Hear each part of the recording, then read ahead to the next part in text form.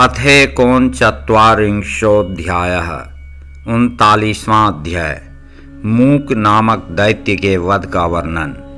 नंदेश्वर बोले, इस प्रकार व्यास जी ने जैसा कहा था उसी प्रकार अर्जुन विधिवत स्नान न्यासादि करके उत्तम भक्ति से शिव का ध्यान करने लगे। वे एक श्रेष्ठ मुनि के समान एक पैर के तलवे पर स्थित होकर अपनी एकाग्र दृष्टि सूर्य में लगाकर विधि पूर्वक शिव के मंत्र का जप खड़े खड़े करने लगे। वे मन से शिव का स्मरण करते हुए तथा शिवजी के सर्वोत्तम पंचाक्षर मंत्र का जप करते हुए प्रीति पूर्वक तप करने लगे। उनके तप का तेज ऐसा था कि देवता भी आश्चर्यचकित हो गए। फिर वे शिवजी के समीप गए और सावधान होकर कहने लगे।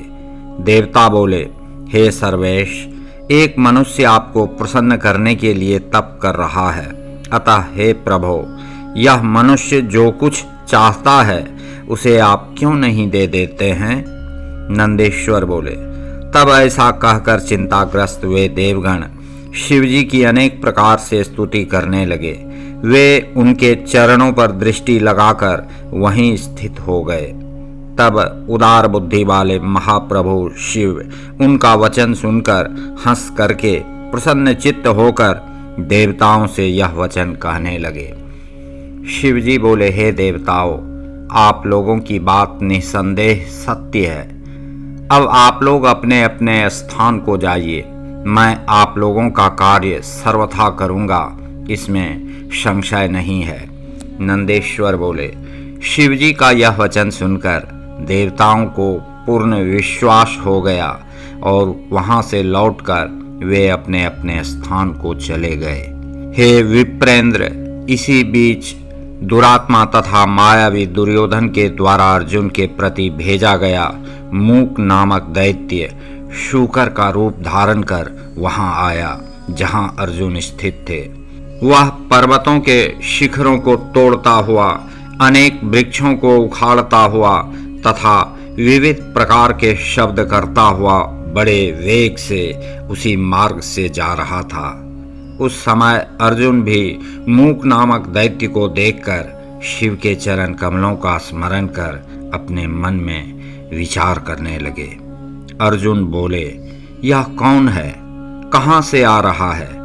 यह तो बड़ा क्रूर कर्म करने वाला दिखाई दे रहा है। निश्चय ही यह मेरा अनिष्ट करने के लिए मेरी ओर आ रहा है। मेरे मन में तो यह आ रहा है कि यह शत्रु ही है, इसमें संदेह नहीं है। मैंने इससे पूर्व अनेक दैत्य दानवों का संहार किया है। उन्हीं का कोई संबंधी अपना वैर साधने के लिए मेरी ओर आ रहा है, अथवा यह दुर्योधन का कोई हितकारी मित्र है। जिसके देखने से अपना मन प्रसन्न हो वह निश्चय ही हितैषी होता है, और जिसके देखने से मन में व्याकुलता उत्पन्न हो वह अवश्य ही शत्रु होता है। सदाचार से कुल का, शरीर से भोजन का, वचन के द्वारा शास्त्र ज्ञान का तथा नेत्र के द्वारा स्नेह का पता लग जाता है। आकार, गति, चेष्टा, संभाषण एवं नेत्र तथा मुख के विकार से मनुष्य के अंतःकरण की बात ज्ञात हो जाती है। उज्ज्वल, सरस, टेढ़ा और लाल, ये चार प्रकार के नेत्र कहे गए हैं। विद्वानों ने उनका पृथक पृथक भाव बताया है। मित्र के मिलने पर उज्ज्वल, पुत्र को देखने पर सरस, स्त्री के मिलने पर वक्र तथा शत्रु के देखने पर नेत्र लाल हो जाते हैं। किंतु इसे देखने पर तो मेरी सारी इंद्रियां कलुषित हो गई हैं, अतः यह अवश्य ही मेरा शत्रु है। इसका वध कर देना चाहिए, इसमें संदेह नहीं है। मेरे गुरु का यह कथन भी है, हे राजन, तुम दुख देने वाले का सर्वथा वध कर देना, इसमें विचार नहीं करना चाहिए। निस्संदेह इसीलिए तो ये आयुध भी हैं। इस प्रकार विचार कर अर्जुन धनुष पर बाण चढ़ाकर खड़े हो गए। इसी बीच अर्जुन की रक्षा के लिए एवं उनकी भक्ति की परीक्षा करने के लिए भक्त वत्सल भगवान शंकर अपने गणों के सहित अत्यंत अद्भुत सुशिक्षित भील का रूप धारण कर उस दैत्य का विनाश करने के लिए शीघ्र ही वहां आ पहुंचे।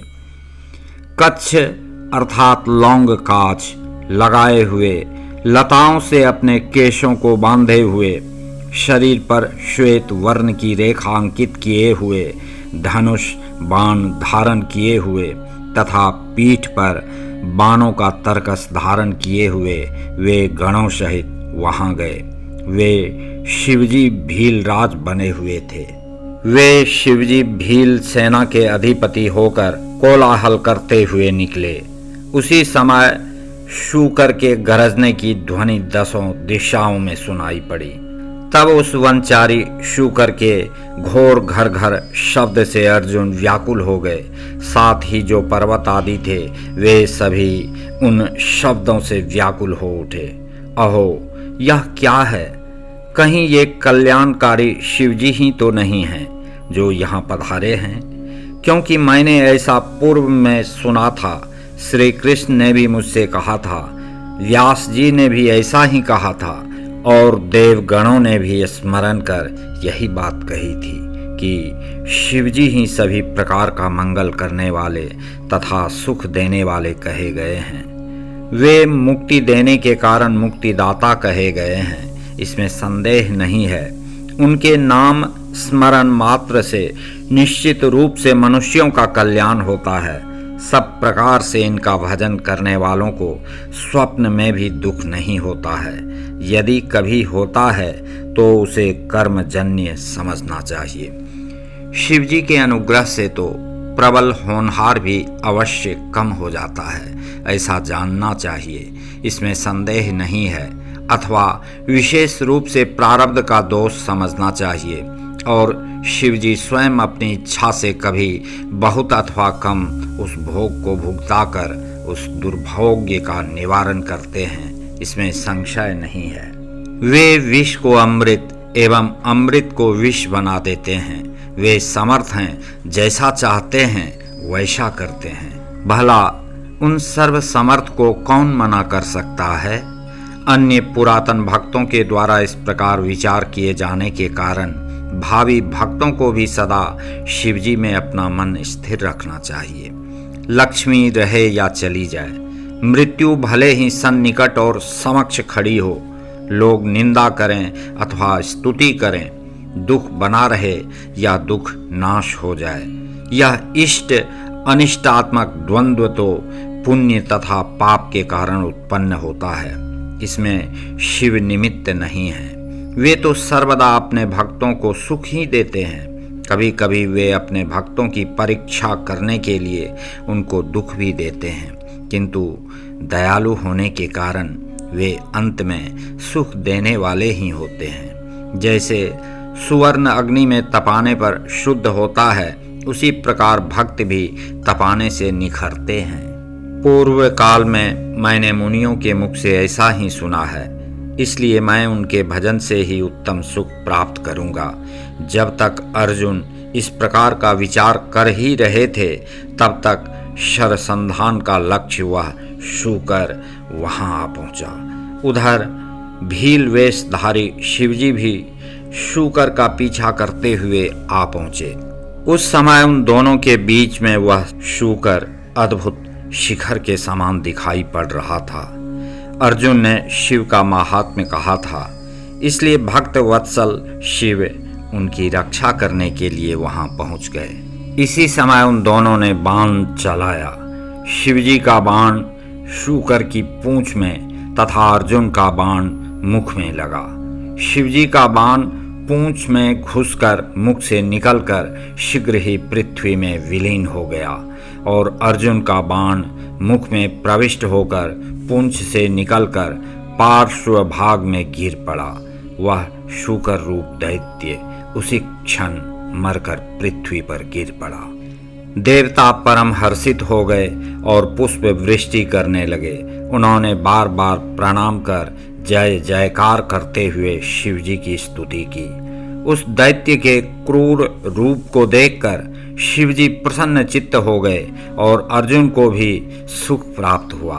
तब अर्जुन ने विशेष रूप से प्रसन्न मन से कहा, अरे यह महादैत्य अत्यंत अद्भुत रूप धारण कर मेरे वध के लिए आया था, किंतु शिवजी ने मेरी रक्षा की।